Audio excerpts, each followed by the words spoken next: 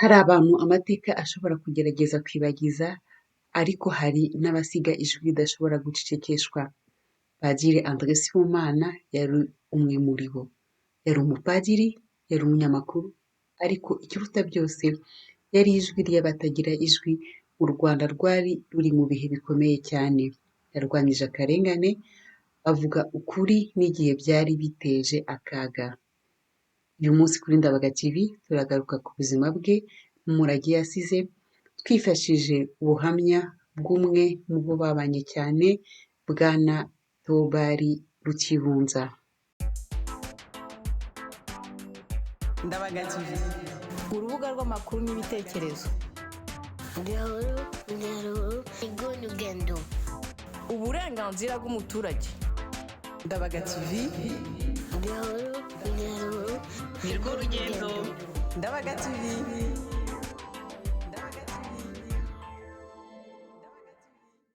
Ikaze kuri Ndabaga TV, ndabasuhuje.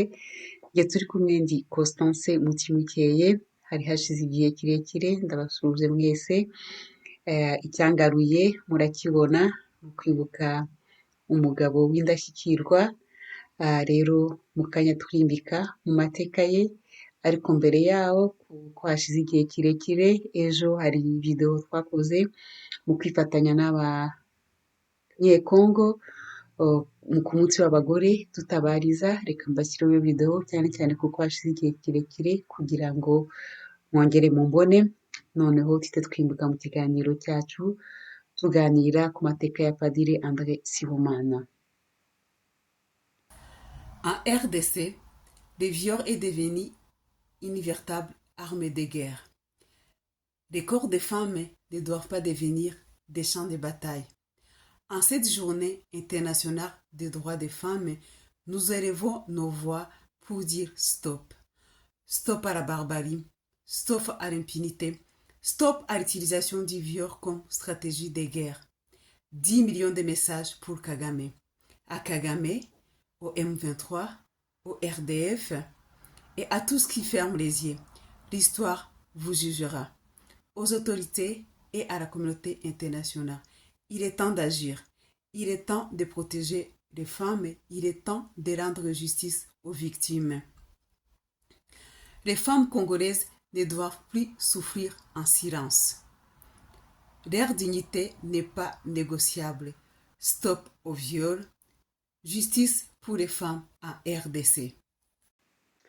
Nongeye kubasuhuza, Constance Mutimukeye kuri Ndabaga TV, mbaha ikaze. Urukumbuzi rwari rwinshi, niko nababwiye. Uyu munsi turagaruka ku buzima n'umurage kwa Padiri André Sibomana, umupadiri, umunyamakuru n'impirimbanyi y'uburenganzira bwa kiremwa muntu wamenyekanye cyane mu Rwanda mu myaka y'igihumbi magana cyenda na za mirongo icyenda. Padiri André Sibomana yitabye Imana ku itariki ya 9 Werurwe umwaka w'igihumbi magana cyenda mirongo icyenda n'umunani, afite imyaka y'amavuko 44 gusa. Nubwo ubuzima bwe bwabaye bugufi, umurage yasize mu guharanira ukuri n'ubutabera uracyafite agaciro kanini kugeza uyu munsi. Iyi nkuru yacu nk'uko natangiye mbibabwira, ishingiye ku kiganiro cyimbitse twagiranye na Bwana Theobald Rukibunza, umwe mu nshuti ze z'amagara, biganye mu Bufaransa hagati y'umwaka w'igihumbi magana cyenda mirongo inani na gatandatu n'umwaka w'igihumbi magana cyenda mirongo inani n'umunani kuri Institut d'études sociales de Lyon. Mu kiganiro twagiranye na Bwana Theobald Rukibunza, inkuru irimo amagambo yikoresheje, mukaba mwayisanga kuri le site Le Moutiqueys mu Gifaransa. Rero yatangiye atubwira Padiri André Sibomana yari umuntu ki.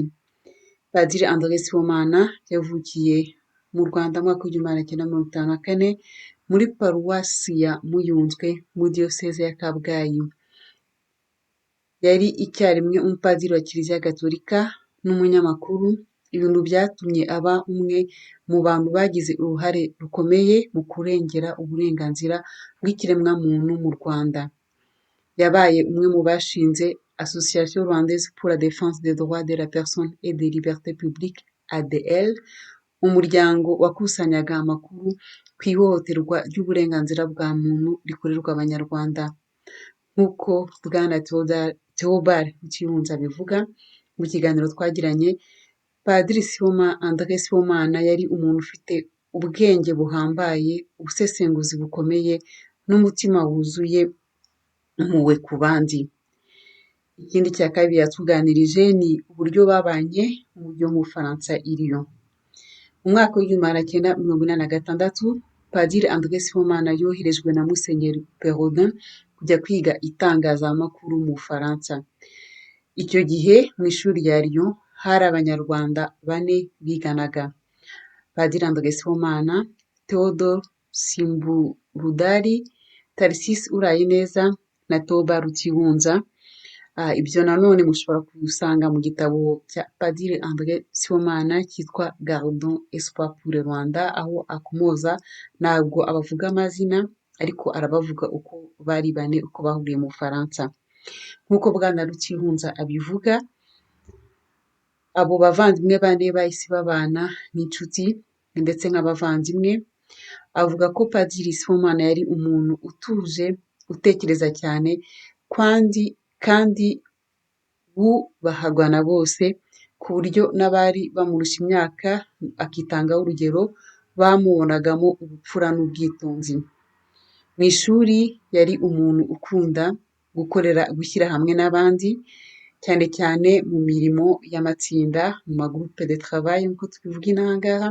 Yashakaga ko buri wese agira uruhare mu gutekereza no mu gushaka ibisubizo. Ariko ikintu cyamurangaga cyane ni uko yahoraga yibutsa bagenzi be ko bafite inshingano ku gihugu cyabo.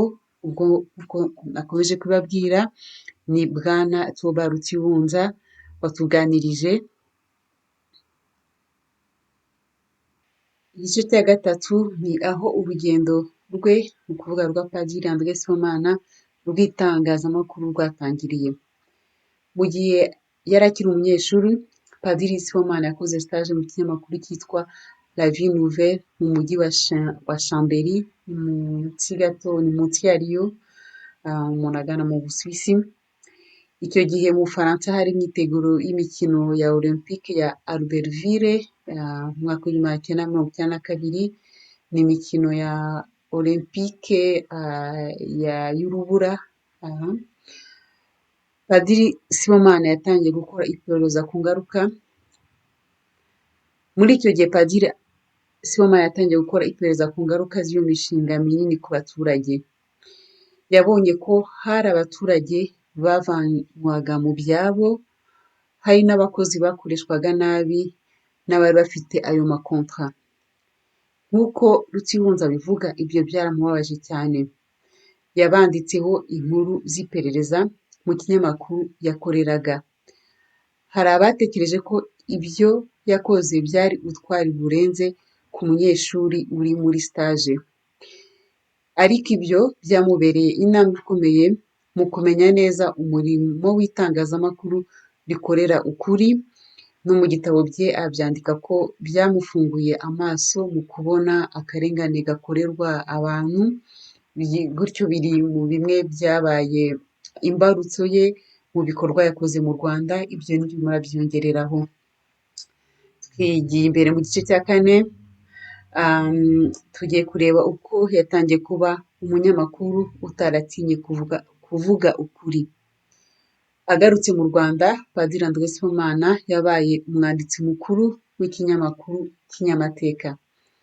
Icyo gihe igihugu cyari kiri mu bihe bikomeye bya politike n'amacakubiri. Padiri André Sibomana yahisemo gukora itangazamakuru rishakashaka ukuri. Yandikaga kuri ibi bikurikira: ihohoterwa ry'uburenganzira bwa muntu, ivangura n'ihohotera rya politike, imikorere mibi y'ubutegetsi. Rutiyunza avuga ko kurwanya akarengane byari mu mico ye.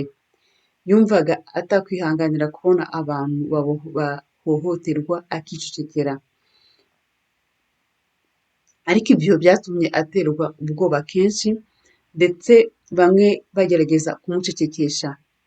Nubwo byari bimeze bityo, yakomeje kuba ijwi ry'abatagira ijwi. Tugeze ku gice cya 5, gifite umutwe ugira uti dukomere ku cyizere, uganisha ku mutwe w'igitabo cye cyanditswe mu gifaransa cyitwa Gardons espoir pour le Rwanda. Muri icyo gitabo kizwi cyane, Padiri André Sibomana agaruka ku kibazo gikomeye. Yibazaga ati ese koko hari akarimo ko gukusanya amakuru k'ihohoterwa ry'uburenganzira bwa muntu niba nta gihinduka?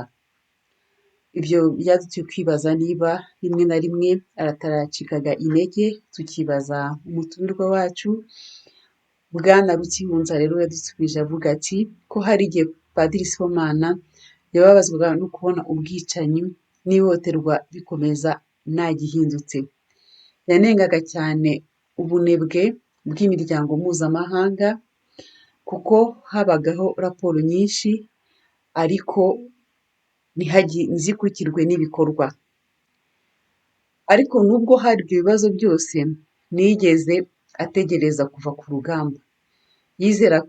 Yizeraga ko umuntu ashobora guhindukira kandi ko indangagaciro z'umuntu zishobora gutsinda indangagaciro mbi. Turagana ku musozo ku gice cya nyuma, urupfu rwe n'umurage yasize. Padiri André Sibomana yitabye Imana mu mwaka w'igihumbi kimwe magana cyenda mirongo icyenda n'umunani afite imyaka 44. Yari arwaye indwara yari yarigeze kurwara akiri muto, ariko igaruka amaze gukura, igaruka ifite ubukana. Igihe uburwayi bwari bumaze gukomera, nk'uko tubikesha Rukihunza ku bisanzwe binazi, yasabye pasiporo kugira ngo ajye kwivuriza hanze y'igihugu, barayimwima kubera ibikorwa yakoraga byo guharanira uburenganzira bwa kiremwamuntu. Nk'uko bigaragara mu nyandiko yasize mbere yo gupfa, yabonaga ko kumuha pasiporo mu gihe uburwayi bumaze kumuhitana byari kwihunza inshingano ku butabera. Urupfu rwe rwabaye nk'ikimenyetso kibabaje cy'uko uburenganzira bwe bwo kwivuza bwari bwahohotewe. Nk'uko nari mbikomojeho, Padiri André Sibomana yasize inyandiko, nkaba Bwana Rukihunza akaba yarayiduhaye mu gifaransa, ngiye kuyisoma mu gifaransa agenda nyishyira mu kinyarwanda uko iri, nizere ko ntacyo mpinduraho, mu kinyarwanda cyanjye gikeya. Mu gifaransa rero biragira biti voici la transcription du testament de Monseigneur André Sibomana. Bivuze ngo dore ibyo Musenyeri André Sibomana yanditse kubyandukura. Voici ma volonté en ce qui concerne ma maladie et les éventualités de transfert en tant que défenseur des droits de l'homme. J'ai depuis longtemps introduit une demande de passeport, mais l'État n'a pas voulu respecter mes droits. Dore ugushaka kwanjye ku birebana n'uburwayi bwanjye n'ugushobora kuba najyanwa hanze nk'umuntu uharanira uburenganzira bwa kiremwamuntu. Nasabye kera pasiporo ariko leta yanze kubahiriza uburenganzira bwanjye. Vouloir me coller un passeport au sommet d'une maladie qui me terrasse, c'est aussi se débarrasser devant plusieurs autres situations d'injustice qui restent parfois dans le silence. Je refuse ce passeport et en même temps la complicité dans la violation des droits des citoyens. Gushaka kunyomekaho pasiporo mu gihe indwara yanjye igeze aharenga ni ugushaka kunjyana kure y'ibikorwa by'akarengane bitavugwa.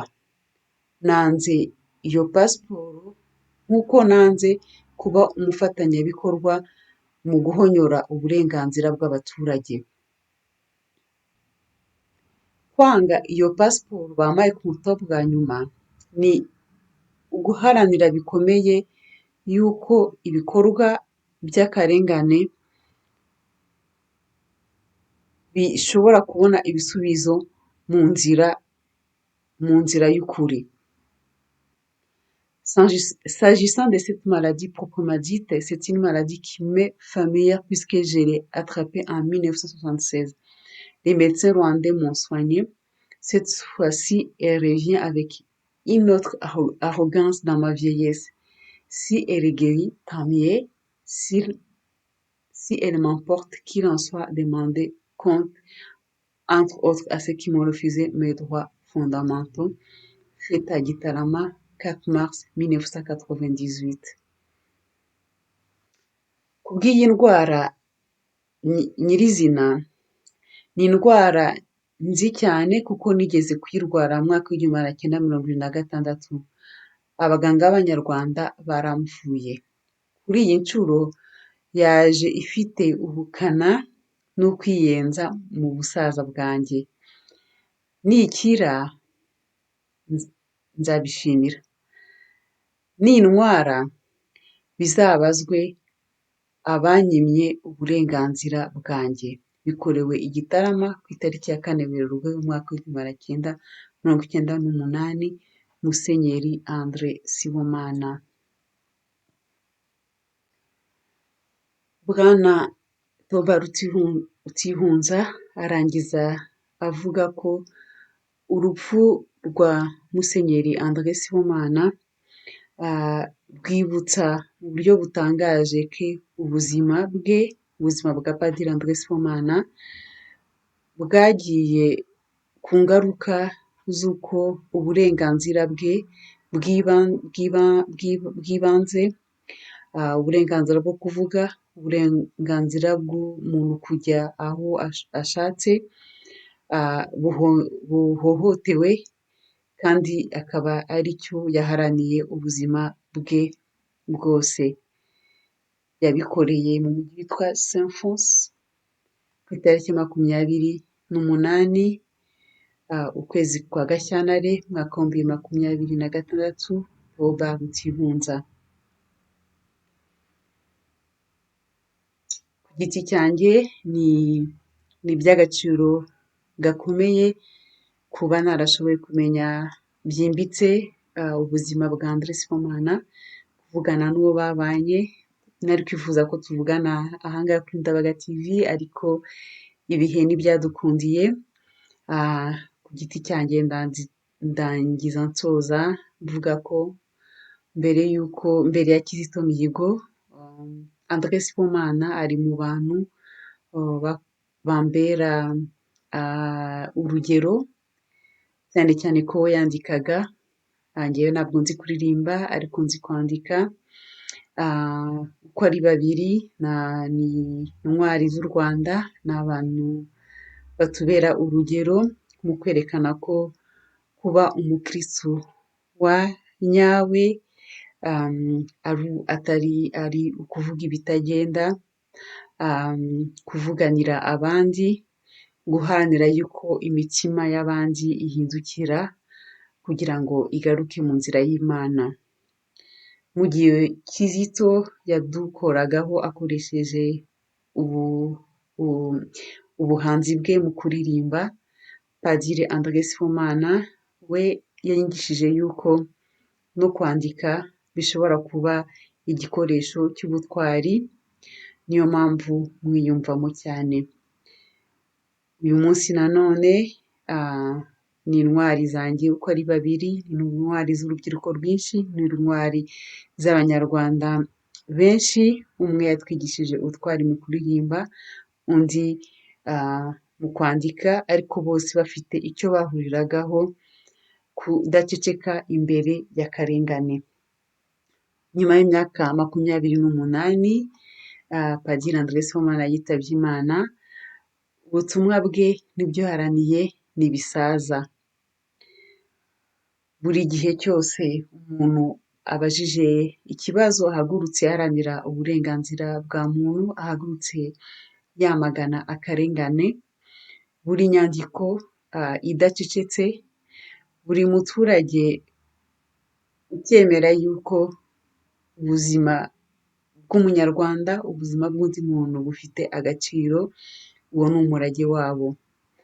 Bombi bari bazi ko kuvuga ukuri hari abo bitanezeza, bari bazi ko guharanira ko amateka yibukwa neza ari abandi nanone birenzaho kurakaza, ariko uko ari babiri bahisemo kudaceceka, baravuga, barandika, baratabaza.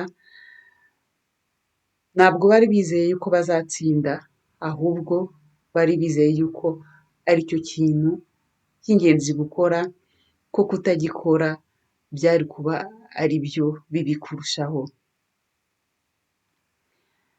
Ibyo yaharaniye ntabwo urugamba rwe ntabwo ari urugamba rw'umupadiri cyangwa rw'umunyamakuru, ni urw'umuntu wese udashaka kubona igihugu cye kijya mu icuraburindi, abantu barebera. Uyu munsi ikibazo twakwibaza ntabwo ari ninde wari André Sibomana. Ikibazo nyakibazo twibaza, tugomba no kwibaza, ni iki dukoresha umurage wabo. Ntabwo amajwi avuga ukuri ashobora kuburira icyarimwe, ashobora kuzima mu gihe twebwe turambitse ntitwemere kusa ikivi bateye. Kwibuka no guharanira intwari ntabwo ari ukwibuka gusa no kubavuga gusa, ni ukugira ubutwari bwo gukomeza ijambo ryabo, byo gukomeza urugamba aho bo barurangirije. Njye twari kumwe ni Constance Mutimukeye kuri Ndabaga TV. Mugire amahoro, mugumane urukundo rw'Imana. Turi kumwe niyo mutambona aha ngaha, muzi neza ko ibikorwa byanjye bidahagarara. Ndabashimira kuba mwarebye ikiganiro, mugira impagarike n'ubugingo.